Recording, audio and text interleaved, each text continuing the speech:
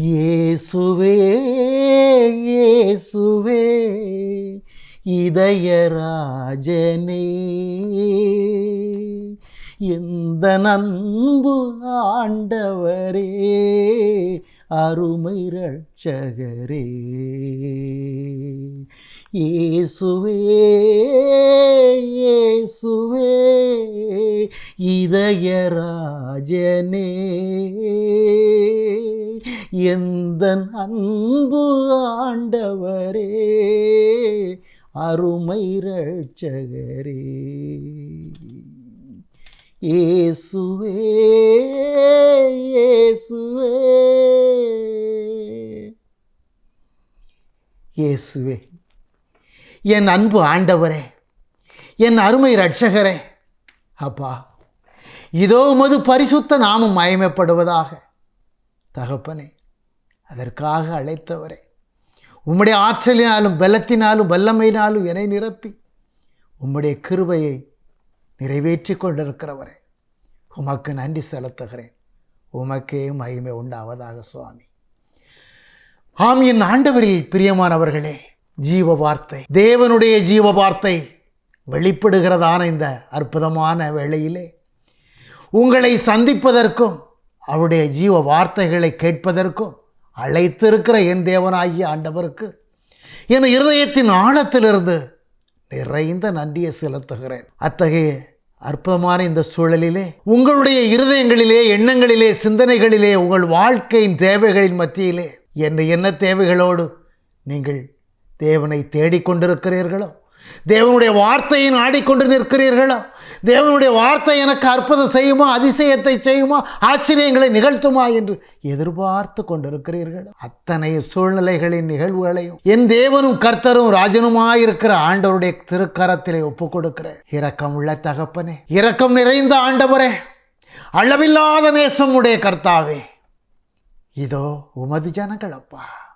உமது ஜனங்கள், உமது ஜனங்களுடைய வாழ்வு நிலை குறித்து அல்லும் பகலுமாய் பரிதபித்து நிற்கிற தாயினும் மேலான தந்தையுமாய் இருக்கிறவரே, உமக்கு நன்றி செலுத்துகிறேன். உம்முடைய பிள்ளைகளுடைய அவல நிலைகளை கண்ணோக்கி பாரும் ஆண்டவரே. இந்த உலகத்தின் வாழ்வின் நிலையில் என்னால் சரி கட்டி விடலாம், செய்து விடலாம் என்று ஓடிக்கொண்டிருக்கின்ற சூழ்நிலையினர் ஒரு பக்கமாயிருக்கிறார்கள். ஐயோ முடியவில்லை, ஐயோ முடியவில்லை, நான் என்ன செய்ய முடியும் என்று பரிதபிக்கிற ஜனங்கள் ஒரு புறமாயிருக்கிறார்கள் ஆண்டவரே. ஓடோடி செல்லுகிறவர்களோ வீழ்ந்து போகிறார்கள். பரிதபித்து நிற்கிற ஜனங்கள் அல்லல் பட்டு அலைமோதுகிறார்கள். என் தகப்பனே, உம்முடைய கிருபையின் கண்கள் அவர்களை நோக்கட்டும் அப்பா. என்னென்ன வாழ்க்கையின் சூழல்களின் போராட்டங்கள் ஒவ்வொரு நாளையும் கழிப்பதென்பது வேதனையிலும் வேதனையாயிருக்கிறது. வாழ்க்கையின் சூழ்நிலைகளை சமாளிக்க முடியவில்லை, தேவைகளை சந்திக்க முடியவில்லை, தொழிலில் சரியான முறைப்பாடுகள் இல்லை, எல்லாம் வீணாய் போகிறது. உழைக்கிற பணங்களெல்லாம் வீணாய் போகிறது. வாழ்க்கையில் நிம்மதி இல்லை, சந்தோஷம் இல்லை, சமாதானம் இல்லை. வீட்டிற்கு வந்தாலே பிரச்சனைகளும் போராட்டமுமாக இருக்கிறது என்று ஒவ்வொரு பிள்ளைகளும் நோய் நொடிகளில் தாங்க முடியாத ஒரு நிலை, பலவிதமான சூழ்நிலைகளில் ஆண்டவரே உம்முடைய பிள்ளைகள் போராடி கொண்டிருக்காங்க ஆண்டவரே. இந்த உலகத்திலே அற்புதங்களையும் அதிசயங்களையும் ஆச்சரியமான காரியங்களுமாய் எத்தனை எத்தனை விதமான சூழல்களின் அமைப்போடு தேவர் இருந்த உலகை உண்டாக்கினார் ஆண்டவரே. எவ்வளவு அதிசயத்தக்கதான சூழ்நிலைகளோடு, எவ்வளவு ஆச்சரியப்படத்தக்கதான மேன்மையான வாழ்வை இந்த மனிதனுக்கு கொடுத்து அருளினீர் ஆண்டவரே. வஞ்சகனின் வார்த்தை வீழ்ந்து போனபடியினால் எல்லா நன்மைத்தனங்களையும் இழந்தவனாக பாவச்சேற்றிலே வீழ்ந்து அழிந்து கொண்டிருக்கிறாரே ஆண்டவரே. பணம், பொருள், செல்வம் என்ற பார்வையிலே அவன் வாழ்வை இழந்து தடுமாறி கொண்டிருக்கிறாரே ஆண்டவரே. தேவரீர் மனம் இறங்கும், தேவரீர் மனம் இறங்குவீராக. உம்முடைய கிருபையின் கண்கள், இரக்கத்தின் கண்கள் இந்த உலகின் மனிதர்களை நோக்கட்டும் ஆண்டவரே. அழிந்து கொண்டிருக்கின்ற உம்முடைய அற்புத படைப்புகளின் மேல் உம்முடைய பார்வை படட்டும் ஆண்டவரே. கிருபையாய் காத்துக்கொள்ளும் ஆண்டவரை. ஒவ்வொரு வேளையும் ஒவ்வொரு நொடி பொழுதிலும் தேடிக்கொண்டே இருப்போம் என்று சொன்னால் நம்முடைய வாழ்வு இவ்வுலக சஞ்சலங்கள், இவ்வுலக கவலைகள், இவ்வுலக துன்ப துயரங்கள், சோதனை களங்களிலிருந்து விடுதலை பெற்றதான வாழ்வை கொண்டதாக இருக்கும். என் ஆண்டவரில் பிரியமானவர்களே, இந்த உலக வாழ்க்கையின் சூழல்களோ மனிதர்களை பொல்லாத துன்மார்க்க பாதைகளில் அழைத்து செல்வதாக, அவர்களை அத்தகைய சூழ்நிலைகளில் தள்ளி போடுவதாக, அழித்து போடுவதான சூழ்நிலைகளே ஏராளமாய் இருக்கிறது. உங்கள் வாழ்க்கையின் சூழல்களில் உங்கள் நலன்களை நீங்கள் இழந்து விடாதபடி, நீங்கள் தடுமாறி பொல்லாத தீய வழிகளில் அழிந்து விடாதபடி தேவனாகிய ஆண்டவரை இறுக பற்றி கொள்ளுங்கள். ஒவ்வொரு நாள் மட்டுமல்ல, ஒவ்வொரு நொடி பொழுதும் அவருடைய கரத்திலே ஒப்பு கொடுத்து நீங்கள் எடுத்து வைக்கிற ஒவ்வொரு பாத அடிகளையும் அவருடைய கரங்களை பற்றி அல்ல, அவரை உங்களுடைய கரங்களை பற்றி அழைத்து செல்லும்படியுமாக ஒப்பு கொடுத்து நீங்கள் வாழும் பொழுதுதான் இந்த பொல்லாத உலக வாழ்க்கையிலிருந்து உங்களையும் உங்கள் குடும்பங்களையும் பொல்லாத வஞ்சகரின் தீய சக்திகளிலிருந்து விடுவித்து தேவனுடைய பரிசுத்த பாதையில் நடந்து வாழ்விக்க முடியும். என் ஆண்டவரில் பிரியமானவர்களே, எனவேதான் சங்கீதம் நமக்கு அருமையாக சொல்லித் தருகிறது. சங்கீதம் 9:10 சொல்லுகிறதை பாருங்கள். என் தேவனாகிய ஆண்டவரே, கர்த்தாவே, உம்மை தேடுகிறவர்களை நீர் ஒருபோதும் கைவிடுவதில்லையே ஆண்டவரே. உமது நாமத்தை அறிந்தவர்கள் உம்மை நம்பி இருப்பார்களே சுவாமி. கர்த்தரை தேடுகிறவர்களை அவர் ஒருபோதும் கைவிடாத தேவனாயிருக்கிறார். கரம் பிடித்து வழி நடத்துகிற இரட்சகராக இருக்கிறார். பொல்லாத தீய வழிகளிலிருந்து கரம் தூக்கி நிறுத்துகிற தேவனாயிருக்கிறார். அதே வேளையிலே அவருடைய பரிசுத்த நாமத்தை அறிந்து கொண்டிருக்கிற ஜனங்களை அனைவரும் அவரை நம்பி வாழும்படியாய் அவர் காத்து வழி நடத்துகிறார். ஆம், என் ஆண்டவரில் பிரியமானவர்களே, அப்படி வாழுகிற ஜனங்கள் தேவனுக்கு பிரியமாய் இருக்கும் பொழுது எப்படியாய் இருக்கிறது, அவருடைய வாழ்வின் நிலை எப்படிப்பட்டதாய் இருக்கிறது என்று சங்கீதம் 1:2-3 சொல்லுகிறது பாருங்கள். கர்த்தருடைய வேதத்திலே பிரியமாயிருந்து இரவும் பகலுமாய் அவருடைய வேதத்தில் தியானமாயிருக்கின்ற மனிதன் பாக்கியவானாயிருப்பான். தேவனாகிய கர்த்தர் அவருடைய வேதத்தில் பிரியம் கொண்டு அவருடைய வேதத்தை பிரியமாய் வாசித்து பிரியமாய் படித்து தியானம் பண்ணி அல்லும் பகலுமாய் அதிலே தியானத்திலே ஒன்றித்திருந்து அதிலே நிலை கொள்ளுகிற மனிதன் பாக்கியவானாயிருப்பான் என்று வசனம் சொல்லுகிறது. எத்தகைய பாக்கியத்தை பெற்றுக்கொண்டவனாக இருப்பான், எத்தகைய பாக்கிய உள்ளவனாக இருப்பான் என்று சங்கீதம் 1:3 சொல்லுகிறதே. அவனுடைய வாழ்வின் நிலை நீர்கால்களின் ஓரமாய் நடப்பட்டு இருக்கின்ற மரங்களைப் போல. நீர்கால்களின் ஓரங்களில் நடப்பட்டிருக்க மரம் எப்படிப்பட்ட ஒரு சூழலில் இருக்கும் என்பதை நாம் நன்றாக அறியக்கூடும். நீர்கால்களின் ஓரங்களிலே நடப்பட்ட மரமோ செழித்து செழுமையாக அடர்ந்து கொழுக்க செழிப்படைந்து நிலைத்து நிற்கும் என்பது நாம் அறிந்த உண்மையாக இருக்கிறது. அத்தகைய மரமானது தன் காலத்திலே தன் கனியை கொடுத்து நிலைத்து நிற்கும் என்பது உண்மை. அதே வேளையிலே தன்னுடைய பருவ காலங்களுக்கு ஏற்ப அவை இலைகள் உதிர்வதும் தளிர்ப்பதும் இயற்கை நிலை. ஆனால் இந்த தேவனுடைய கிருபையை பெற்றிருக்கிற அந்த மரத்தின் நிலை, நீர்க்கால்களின் ஓரத்தில் செழிப்படைந்து நிற்கிற அந்த மரத்தின் நிலை தன் காலத்திலே தன் கனியை தருவது மாத்திரமல்லாமல் இலையுதிராதிருக்கிற கிருபையை பெற்றதாயிருக்கும் என்று சொல்லப்பட்டிருக்கிறது. ஆம், என் ஆண்டவரில் பிரியமானவர்களே, அதுதான் தேவனுடைய கிருபை. அத்தகைய நிலையை பெற்றிருக்கிற மனிதனுடைய வாழ்விலே அவன் செய்வதெல்லாம் அவனுக்கு கிருபையாய் வாய்க்கும் என்று வசனம் சொல்லுகிறதே. உங்கள் வாழ்வின் நிலைகளை நீங்கள் எண்ணி பாருங்கள். உங்கள் செயல்பாடுகளை நிமித்தமாய் உங்கள் ஓட்டங்களை செயல்பாடுகளை நினைத்து பாருங்கள். நீங்கள் தேவனுக்கு உகந்த பாதைகளிலே தேவனுக்கு பிரியமான காரியங்களை செய்கிறவர்களாக, அல்லும் பகலுமாக தேவனுடைய ஜீவ வார்த்தைகளை தியானிக்கிற மனிதர்களாக, அதை சுவாசிக்கிற மனிதர்களாக, நேசிக்கிற மனிதர்களாக இருக்கிறீர்களா என்று சிந்தித்து பாருங்கள். அநேகருடைய வாழ்க்கையில் நாம் நினைப்பதுண்டு, சொல்வதுண்டு. நானும் ஆண்டவருடைய காரியத்திலே ஆண்டவருடைய வசனங்களை தியானிக்க வேண்டும், அடிக்கடி அதை சுவாசிக்க வேண்டும், படிக்க வேண்டும், உள்ளத்தால் நினைத்து நினைத்து மகிழ்ச்சி அடைய வேண்டும் என்று அடிக்கடி நான் எண்ணுவதுண்டு. ஆனால் செயல்பாடுகளுக்குத்தான் பலவிதமான சோதனைகளும் தடைகளும் என் வாழ்க்கையில் ஏற்படுகிறது. நான் நினைத்ததை போல ஆண்டவருடைய காரியத்தில் பலன் கொண்டு நிற்க முடியவில்லை. நான் நினைத்ததை போல ஆண்டவருடைய காரியத்தில் ஆண்டவருடைய வார்த்தைகளை அதிகமாக தியானித்து செல்ல முடியவில்லை என்று அநேகருடைய வாழ்க்கையில் எண்ணுவது உண்டு.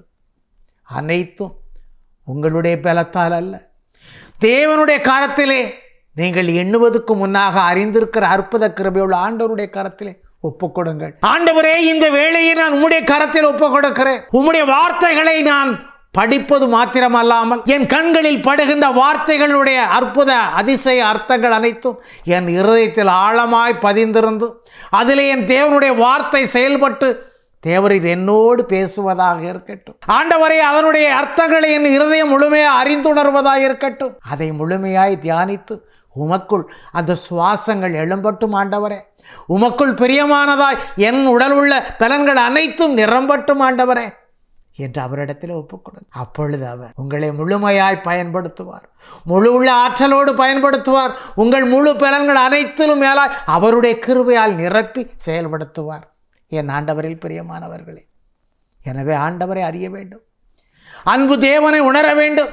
அன்பு தேவனுடைய வார்த்தை எப்படிப்பட்டதாக இருக்கிறது என்பதை இருதயத்தால் உள்வாங்கி உங்கள் சுவாசத்தில் சுவாசிக்க வேண்டும். ஆம், என் ஆண்டவரில் பிரியமானவர்களே, அப்படி என்றால் உங்கள் வாழ்வின் நிலை அப்படி இருக்கிறதா என்று ஒரு கணம் சிந்தித்து பாருங்கள். அப்படிப்பட்ட வாழ்க்கை எப்படிப்பட்ட ஒரு சூழலில் இருக்க வேண்டும் என்று ஆண்டவர் இன்று விரும்புகிற வார்த்தையை தியானிக்க தந்திருக்கிறார். சங்கீதம் 46 10வது வார்த்தையாக ஜீவ வசனமாக தந்திருக்கிறார் ஆண்டவர். நீங்கள் அமர்ந்திருந்து நானே தேவனாகிய கர்த்தர் என்று அறிந்து கொள்ளுங்கள். உங்கள் வாழ்க்கையின் சூழல்களிலே ஏதோ கடவுள், ஏதோ ஆண்டவர், ஏதோ தெய்வம் என்று எண்ணிக்கொண்டு சென்று கொண்டிருக்கின்ற மனிதனே, ஒரு கணம் அமர்ந்திருந்து உன் இருதயத்தின் முழுமையுமாய், உன் எண்ணங்களின் முழுமையுமாய், உன் சிந்தனைகளின் முழுமையுமாய், உன் முழு ஆற்றல் பலத்தின் முழுமையுமாய் நீ எண்ண வேண்டியது என்ன என்று சங்கீதத்திலே அருமையாக சொல்லுகிறது. நானே ஆண்டவர், நானே கர்த்தர், நானே தேவன் என்று அறிந்து கொள்ளுங்கள் என்று. இது நம்முடைய வாழ்க்கையில், அநேகருடைய வாழ்க்கையில் இதன் முழுமை பாடு நிறைவடையாது இருக்கிறது. என் ஆண்டவரில் பிரியமானவர்களே, கடவுளை வணங்குகின்றேன், கடவுளை நேசிக்கின்றேன், கடவுளை அன்பு செய்கின்றேன், கடவுளுக்காக வாழுகின்றேன், ஜெபிக்கின்றேன், போதிக்கின்றேன் என்று வாழ்ந்து கொண்டிருக்கின்ற நம்மில் அநேகருடைய வாழ்க்கையிலே மெய்யான கடவுளை, ஜீவனுள்ள ஆண்டவரை நம்முடைய இருதயத்தால் முழுமையாய் அறிந்து கொள்வதற்கு ஆசைப்படுவதில்லை. அறிந்திருந்தாலும் கூட முழுமையாக பற்றிக்கொள்ள நம்முடைய இருதயத்தில் முழுமையான இடம் கொடுப்பதில்லை. இயேசு ஒருவரே மெய்யான கடவுள், தேவன் ஒருவரே உலக ரட்சகர், அவர் ஒருவரே ஜீவனுள்ள தெய்வம் என்று நம்முடைய இருதயத்தால் முழுமையை பெற உணர்ந்து கொள்வதில்லை. என் ஆண்டவரில் பிரியமானவர்களே, நானும் கிறிஸ்தவன் என்ற போர்வையில் அநேகர் வாழ்ந்து கொண்டிருக்கிறோம்.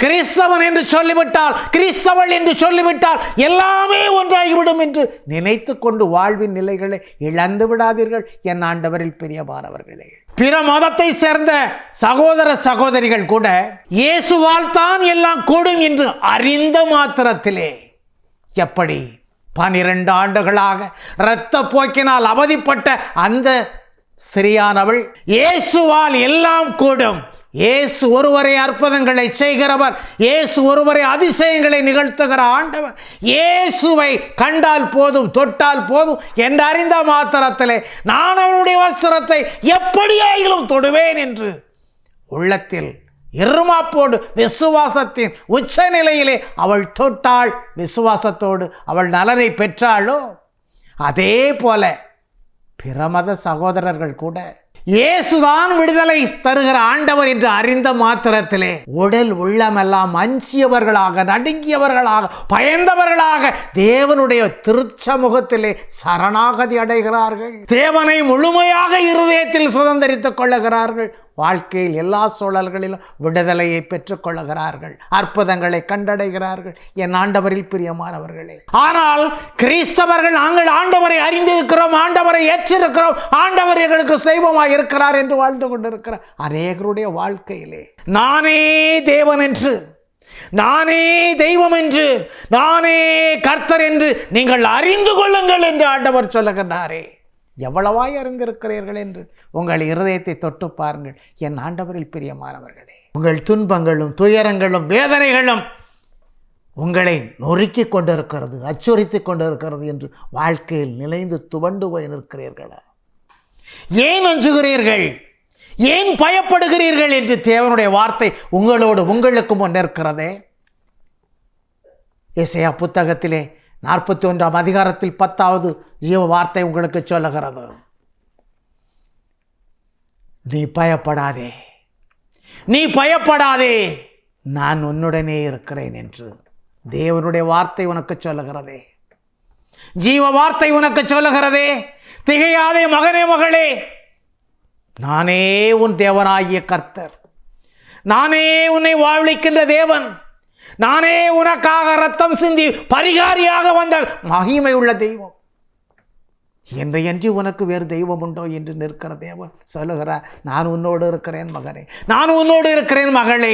ஏன் பயப்படுகிறாய், ஏன் திகைக்கிறாய், ஏன் அஞ்சுகிறாய், ஏன் கலங்குகிறாய் என்று. ஆம் என் ஆண்டவரில் பிரியமானவர், யோவான் நற்செய்தியில் 20ஆம் அதிகாரத்தின் நிகழ்வை பார்க்கின்ற பொழுது, ஆண்டவர் உயிர் தெழுந்த பிற்பாடு முதலாக காணச் சென்றவர், காண்கிறவர் யாராக இருக்கிறார்? மகதலேன் மரியாள் கல்லறைக்கு சென்ற மாத்திரத்திலே ஆண்டவரை காணவில்லையே, கல் புரட்டப்பட்டிருக்கிறது என்று அஞ்சியவளாக, நடுங்கியவளாக, ஐயோ என் ஆண்டவரை யாரோ தூக்கி சென்று விட்டார்களே என்று பார்க்கின்ற வேளையிலே ஆண்டவர் அந்த மகளுக்குத்தான் முதலான தரிசனத்தை, காட்சியை உயிர்த்த பிற்பாடு கொடுக்கின்றார். ஆண்டவரையே தோட்டக்காரன் என்று நினைத்து, ஐயா என் ஆண்டவர் எங்கே வைத்தார்கள் என்றே தெரியவில்லையே, வைத்திருந்த இடம் தெரிந்தால் சொல்லுங்கள், நான் அவரை காண வேண்டும், நான் எடுத்துக் கொள்வேன் என்று சொன்ன மாத்திரத்திலே ஆண்டவர் தன்னை அந்த மகளுக்கு முதன்மையாக வெளிப்படுத்த விரும்பினார். எப்படியாய் அழைத்தார்? அவளுடைய பெயரை அற்புதமாய் சொன்னார், மரியாளே என்று. மரியாளே என்று சொன்ன மாத்திரத்திலே இருதயமெல்லாம் நிலைந்து போனவளாய் ரபூனி என்று, ரபூனி என்ற வார்த்தைக்கு போதகரே என்று உள்ளமெல்லாம் நிறைந்து அந்த மரியாள் சொன்ன போது ஆண்டவர் தன்னை தொடாத வண்ணம் தேவனிடத்திலே பரலோகத்திற்கு செல்ல வேண்டி இருக்கிறது என்று சொல்லுகிறார். ஆம் என் ஆண்டவரில் பிரியமானவர்களே, மீண்டுமாய் ஆண்டவர் எம்மாவு பகுதியிலே சென்று கொண்டிருக்கின்ற 2 சீடர்கள், அவர்களோடே தானும் ஒரு வழிப்போக்கனாக ஆண்டவர் அவர்களை சந்தித்து செல்லுகிறார். ஆண்டவரும் அவர்கள் கூட சென்று கொண்டிருக்கும் பொழுதும் பேசிக்கொண்டே போகும் பொழுதும் கூட அவர்களால் அறிய முடியவில்லை இயேசு நம்மோடு வந்து கொண்டிருக்கிறார் என்று. ஆனால் அவர்கள் போகின்ற வழி முடிந்து விட்டது. ஆனால் ஆண்டவரோ இன்னும் கடந்து செல்லக்கூடிய பாதை இருப்பதாக அவர்களுக்கு காண்பித்து, அவர்களின் அழைப்பின் பேரிலே அவர்களோடு வீட்டிலே தங்க செல்லுகின்றது போல செல்லுகின்ற பொழுது, அங்கே உணவருந்துகின்ற வேளையிலே அப்பங்களை எடுத்து இறைவேண்டல் செய்யும் பொழுதுதான், இவர்தான் இயேசு, இவர்தான் தேவன் என்று அவர்கள் அறிகிறார்கள். அப்பொழுது அவர்கள் கண்கள் திறக்கப்பட்டது என்று ஜீவ வார்த்தை சொல்லுகிறது. ஆம் ஆண்டவரே, இந்த உலகத்திலே தேவரீருடைய படைப்புகளாய் இருந்தாலும் கூட, உமது ஜீவனை பெற்ற ஜனங்களாயிருந்தாலும் கூட ஆண்டவரே, இந்த உலக வஞ்சகனின் கண்கள் உம்முடைய பிள்ளைகளுடைய இருதயத்தையும் மனக்கண்களையும் மூடிக்கொண்டிருக்கிறது ஆண்டவரே. மெய்யான தேவனின் பாதையை அறிய வேண்டும் என்று ஆசை கொண்டாலும், தேவனுடைய திரு சமூகத்தில் நான் நிறைந்து நிற்க வேண்டும் என்று உள்ளத்தால் விரும்பி நின்றாலும் ஆண்டவரே, அவருடைய கண்கள் அடைக்கப்படுகிறது ஆண்டவரே. உண்மை தெய்வத்தை அறிய முடியாதபடி, உண்மை தெய்வத்தின் வாழ்வின் வழித்தடங்களில் நடக்க முடியாதபடி, உமக்கு உகந்த பாதைகளில் ஜீவிக்க முடியாதபடி வஞ்சகனின் பார்வைகள் போர்வையாய் மூடிக்கொள்ளுகிறதே ஆண்டவரே. தேவரீர் உம்முடைய பிள்ளைகளுடைய மன கண்களை திறந்திரளும் ஆண்டவரே. அன்று உம்முடைய மறை நூல்களையும் மறை பொக்கிஷங்களையும் சங்கீதங்களில் எழுதப்பட்டவைகளையும் உம்முடைய சீடர்கள் அறிந்து கொள்ள வேண்டும் என்பதற்காக அவர்களுடைய மனக்கண்களை தேவரீர் தாமே திறந்தருளீர் என்று லூக்கா நற்செய்தி 24ஆம் அதிகாரத்திலே 44-45 வசனங்கள் அழகுபட சொல்லுகிறதே சுவாமி. அதுபோல உம்முடைய பிள்ளைகள் அனைவருடைய கண்களையும் தேவரீர் திறந்தருளும் ஆண்டவரே. அடைபட்டிருக்கிறவர்களுடைய மனக்கண்கள் திறக்கப்படட்டும். மெய்யான கடவுள் இயேசு ஒருவரே இரட்சகர் என்று அவருடைய இருதயங்கள் அறிந்து உமக்கு மகிமை செலுத்தட்டும், உமக்கு நன்றி செலுத்தட்டும். தெய்வமே கிருபை செய்யும். ஆமீன். ஆண்டவரில் பிரியமானவர்களே, அப்படியாய் அவர்கள் அறிந்து கொண்டார்கள். மீண்டுமாய் தம் சீடர்கள் அனைவரும் தம்மை காண வேண்டும், தம்மை அறிந்து கொண்டு அவர்கள் தம்மை நேசிக்க வேண்டும், உயிர்த்தெழுந்த ஆண்டவரை அவர்கள் காண வேண்டும் என்று விரும்பி அவர்கள் கூடியிருக்கிற அறைக்கு அன்று மாலை வேளையிலே செல்லுகிறார். உயிர்த்தெழுந்த அன்று மாலை வேளையிலே அவர்கள் கதவுகளை அடைத்து கொண்டு மூடியிருக்கிற அந்த அறைக்குள் பிரவேசிக்கிறார். எதற்காக அவர்கள் கதவுகளை அடைத்து கொண்டிருக்கிறார்கள்? நமக்கு கடவுளும் தேவனுமாயிருந்த இரட்சகர் இயேசு, நம்மை பாதுகாத்து கரம் பிடித்து வழி நடத்திய அற்புத ஆண்டவர் இயேசு, இந்த உலகத்தில் அனைத்திலும் நமக்கு மேன்மையாய் முதன்மையாய் இருந்த ஆண்டவர் இயேசு, யூதர்களால் சித்திரவதை செய்யப்பட்டு துன்புறுத்தப்பட்டு அடிக்கப்பட்டு கொல்லப்பட்டு அடக்கம் செய்யப்பட்டு விட்டார். அவரையே கொன்று அடக்கம் செய்து விட்டார்களே, நம்மை என்ன செய்து விடுவார்கள், நம்மை ஒழித்து விடுவார்களே என்ற அச்சத்தால் உள்ளம் நடுங்கியவர்களாக, பயந்தவர்களாக, அஞ்சியவர்களாக, தங்கள் இருந்த அறையை இறுக அடைத்து கொண்டவர்களாக உள்ளே இருந்த அந்த சீடர்கள் 10 பேர் உள்ளே இருக்கிறார்கள், தோமாவை தவிர. அந்த சீடர்கள் இருக்கின்ற அறைக்குள்ளே, அடைக்கப்பட்டிருக்கிற அந்த அறைக்குள்ளே தேவன் நடுவிலே பிரவேசித்து நின்று தமது அன்பு சீடர்களை பார்த்து கரம் பிரித்து சொல்லுகிறார், உங்களுக்கு சமாதானம் உண்டாவதாக என்று. ஆம், என் ஆண்டவரில் பிரியமானவர்களே, ஒருபுறம் ஆண்டவரை பார்த்து திகைக்கிறார்கள், தமது கைகளிலும் விழாவிலும் இருக்கிற காயங்களை காண்பிக்கிறார். தேவனாகி ஆண்டவர் இவர்தாமே என்று அவர்கள் கண்டுகொண்டார்கள். எனவே அவர்கள் உள்ளத்தால் மகிழ்ச்சி அடைந்தார்கள் என்று ஜீவ வார்த்தை சொல்லுகிறது. இந்த சமாதானம் என்ற வார்த்தை அத்தகைய வேளையிலே அவர்களுக்கு ஆறுதல் படுத்துவதான வார்த்தையாக, ஆட்சி தேற்றுவதான வார்த்தையாக, சந்தோஷத்தில் நிறைவுபடுத்துவதான வார்த்தையாக நிலைத்து நின்றது. என் ஆண்டவரில் பிரியமானவர்களே, மீண்டும் அவர்களுக்கு சமாதானத்தை தேவன் அருளினார். அது மாத்திரமல்ல, என் ஆண்டவரில் பிரியமானவர்களே, அவர்கள் பலன் பெற்று நிற்கும்படியுமாய், திறன்கொண்டு இந்த உலகத்தில் நிற்கும்படியுமாய், பயம் அற்று நிற்கும்படியுமாய், தந்தை இந்த உலகிற்கு தன்னை வெளிப்படுத்தியதைப் போல, அனுப்பியதைப் போல, தம்முடைய சீடர்களையும் வல்லமையோடு இந்த உலகிற்கு அனுப்ப தேவன் திருவிழம் கொண்டார். எனவே தமது ஜீவ ஆவி என்னும் பரிசுத்த ஆவியின் வல்லமையை அந்த சீடர்கள் மேலே ஊதினார். தமது வல்லமையை அவர்களுக்கு ஊதிய ஆண்டவர் அவர்களுக்கு அற்புதங்களையும் அடையாளங்களையும் செய்யும் ஆற்றலை அருளினார். நீங்கள் எவருடைய பாவங்களை மன்னிப்பீர்களோ அவை மன்னிக்கப்படும், எவருடைய பாவங்களை எல்லாம் நீங்கள் மன்னியாது விடுவீர்களோ அவை மன்னிப்பென்று விடப்படும் என்ற வலிமையான தகுதியை அவர்களுக்கு கொடுத்தார். ஆம், என் ஆண்டவரில் பிரியமானவர்களே, தேவனை அறிவது என்பது அன்று ஆண்டவரோடு வாழ்ந்த அப்போஸ்தலருடைய வாழ்க்கையிலும் கூட அநேக அற்புதங்களை ஆண்டவரோடு இருந்து கண்டவர்கள், ஆண்டவரோடு உண்டவர்கள், உறங்கியவர்கள், கூட இராப்பகலாய் வாழ்ந்த அந்த சீடர்களும் கூட மெய்யான தேவன் அறிவதற்கு, மெய்யான தேவனை கண்டு உணர்வதற்கு, இவர்தான் நம் ஆண்டவர் என்று முழுமையாக ஏற்றுக்கொண்டு உள்ளத்தில் அச்சம் இல்லாமல், பயம் இல்லாமல், கலக்கம் இல்லாமல் வாழ்க்கையில் நிலை நிறுத்தப்படுவதற்கு அவர்களால் முடியாது போனார்கள். என் ஆண்டவரில் பிரியமானவர்களே, ஆனால் அதற்கு காரணம் ஜீவ வார்த்தையை சொல்லுகிறது, அவருடைய கண்கள் அடைக்கப்பட்டு போனது என்று. அத்தகைய சூழ்நிலையில் தான் இன்றளவிலும் உலகத்தில் அநேகருடைய வாழ்க்கை நிலைகள் இருக்கிறது. அநேக மனிதருடைய வாழ்க்கையிலே தேவனை அறிய முடியாமல், மெய்யான ஜீவனுள்ள ஆண்டவர் இவர்தான் என்று உணர முடியாமல், எத்தனை போதனைகளை கேட்டாலும், எத்தகைய ஆலயங்களிலே, எத்தகைய ஜபதலங்களிலே, எத்தகைய ஜப கூடங்களிலே ஆண்டவருடைய ஜீவ வார்த்தையின் வலிமையை உணர்ந்தாலும் உள்ளத்தால் முழுமையாக ஏற்றுக்கொள்ள முடியாமல், இருதயத்தில் முழுமையாக பதித்து வைத்துக் கொள்ள முடியாமல், இவர் ஒருவரே கர்த்தர் என்று உணர முடியாமல், இயேசு ஒருவரே மெய்யான தெய்வம் என்று அறிந்து கொள்ள முடியாமல் வாழ்ந்து கொண்டிருக்கிற ஜனங்கள் உலகத்தில் அநேகம் பேராயிருக்கிறார்கள்.